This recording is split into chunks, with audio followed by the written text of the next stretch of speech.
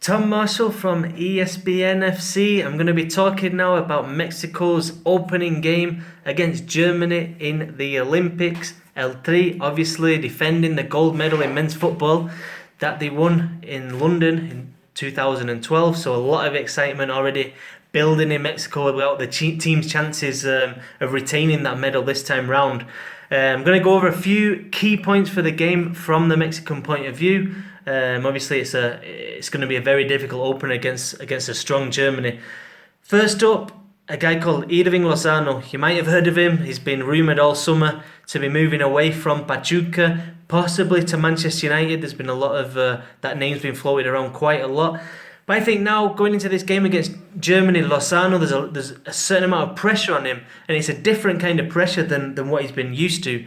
You know, he's come on for the national team before, he's played national team games, but this time around with Mexico's under-23 sides, he's the main guy. He's expected to deliver, and a lot of eyes will be watching on him, not least scouts from European teams. So it's going to be fascinating to see how he copes with that kind of different type of pressure.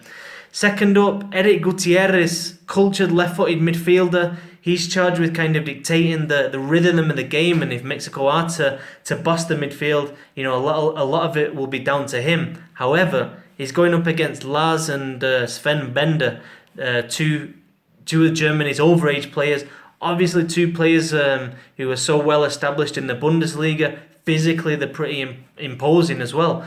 So it's going to be let's see how Gutierrez does. But I think that's possibly one of the keys to the game. If Mexico can control that midfield, it's going to the chances of a positive result are obviously much higher. The overage players.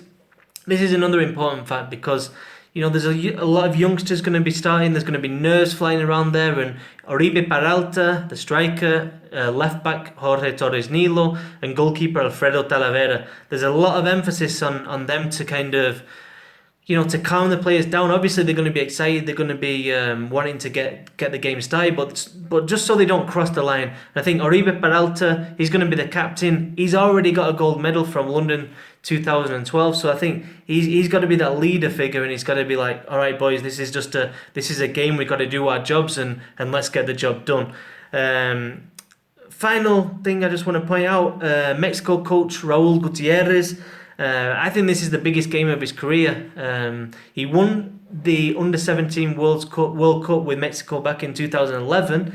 It seems like the Mexican Federation really likes Raúl Gutiérrez. It seems like they promoted him step by step. And obviously now with the Olympic team, if Gutierrez has any kind of ambition to be that national team boss in the future, he's got to be successful at the Rio Games. So, you know, let's see what formation he's going to come out with. Is it going to be a 4-4-2, 4-2-3-1? I'd prefer the 4-2-3-1, but I think it's going to be a 4-4-2. And also, you know, if Mexico are behind, what substitutions is he going to make?